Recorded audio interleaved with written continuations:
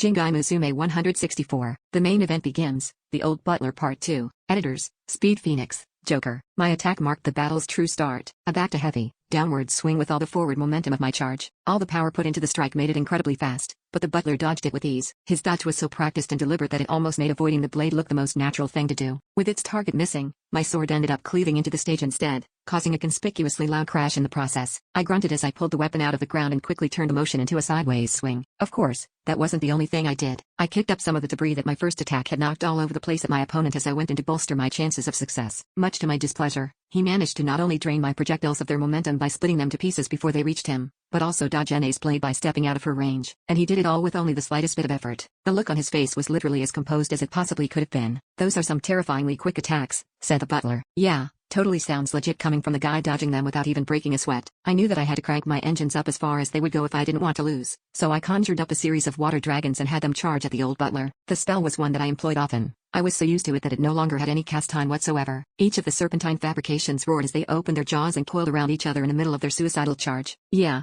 I know the roaring doesn't really make sense, especially since it's not a part of the spell. I'm not really sure when they started doing it either, but they just kinda did. But my opponent cut them down. The fuck? Bro, you've gotta be kidding me. A single slash was all he needed to cleave through the spell. He had raised his sword above his head and split my attack into two neat halves as he brought it back down. The magically constructed fluids immediately lost its form before vanishing as if it had never existed in the first place. Bruh. Hold up. I didn't even know that cutting magic was possible. What the fuck? I would advise against lowering your guard. Whoa. My reaction speed was dulled by my surprise, so I didn't notice that the butler had attacked until he was right in my face. I lowered Denny to guard against his blade as he thrust it at me, but my foe reacted to my attempt at defense and negated it. His blade suddenly changed trajectories and slithered over my own. The fuck? And that wasn't all. He continued to demonstrate that it was far removed from the norm. Both his arm and his blade seemed to split into two, with one closing in on me from each side. I stepped back far enough to avoid losing my arms, but I took a good bit of damage regardless. He had cut deep enough into my shoulders to cause a spray of blood to erupt from each. The fuck was that? As far as I could tell, he had launched a pair of synchronized attacks fast enough to create after images. "Just a clever little trick," he said. "I'm sure that you two would be able to perform it with a bit of practice."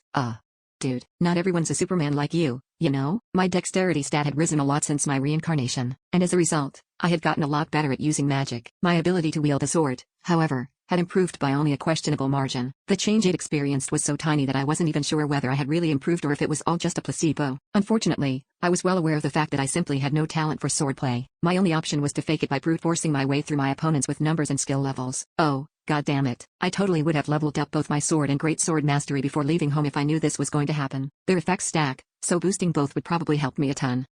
Actually probably not. At least not against this dude. Alright, Yuki, you can do this. Calm down, use your head. I had known from the start that beating a literal sword saint at swordplay was a fool's errand. I was much faster than him in his old, creaky frame, but he made better use of his body. Unlike mine, his movements weren't anywhere near as wasteful. He was both efficient and as hard to read as a leaf fluttering its way to the ground. That said, it wasn't as if I didn't have anything over him. Alright, let's see.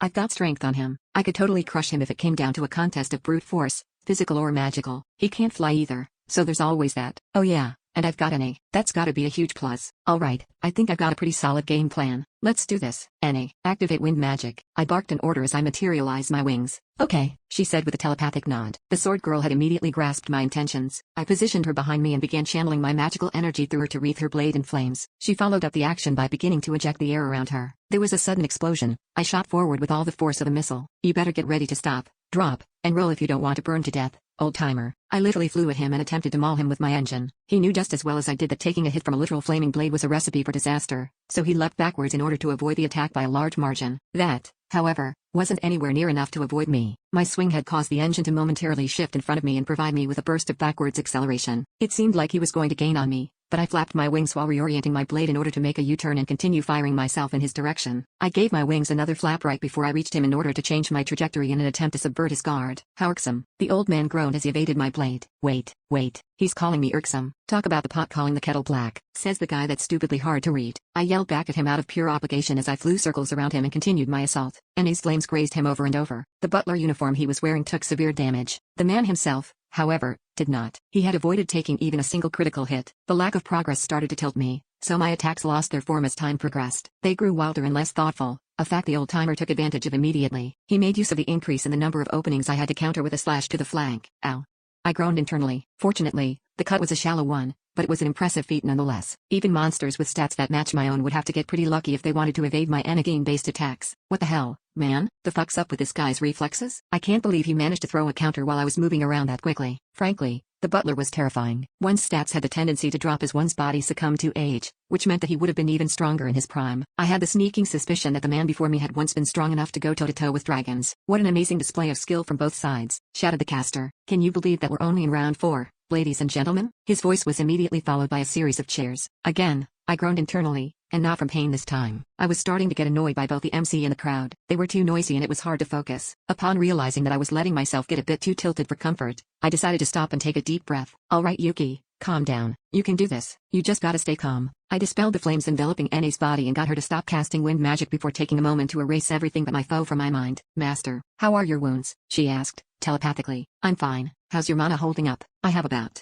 10% left. Shit, I let myself get carried away and used up a bit too much for comfort. Man, times like these, I really wish potions actually worked on Enne. So that sword of yours is an intelligent weapon? Asked the butler. This is my first time ever seeing one in person. I'm surprised you could tell. I could sense it abiding by your will, he said. It is quite the splendid blade. Do treat it well. That's been the plan from the start, I said. She's pretty much the most adorable little thing ever, so I don't see any reason I wouldn't. The air on my opponent eased for just a moment as his expression reverted to the kind you'd see on any other nice old man. Likewise, Enne also seemed to react by doing the telepathic equivalent of squirming around in embarrassment. See what I mean? She's so cute. Would you mind doing me the favor of descending and meeting me on the ground? Asked the butler. Oh, hell no. That sounds dangerous as fuck, and I'm not about that life, I said. You see, up here, I don't need to worry about you hitting me, old-timer. Well, then I suppose I will have to resort to something a little less orthodox. Crisis detection suddenly kicked in and warned me that I was in trouble, and lots of it. I didn't think I could face the incoming attack head-on, so I flapped my wings as hard as I could in order to force myself to evade. The wind roared. A sword beam came at me and cleaved through the airspace I had been occupying just a moment prior. It missed my face by no more than just a few centimeters. The fuck was that? I didn't even know that was possible. Is that what maxing sword mastery does? Give you fucking sword beams? Though I was screaming in confusion, I had, in fact, processed his attack. My magic eye allowed me to understand that he had filled his blade with magical energy and released it as he swung it. Shit man,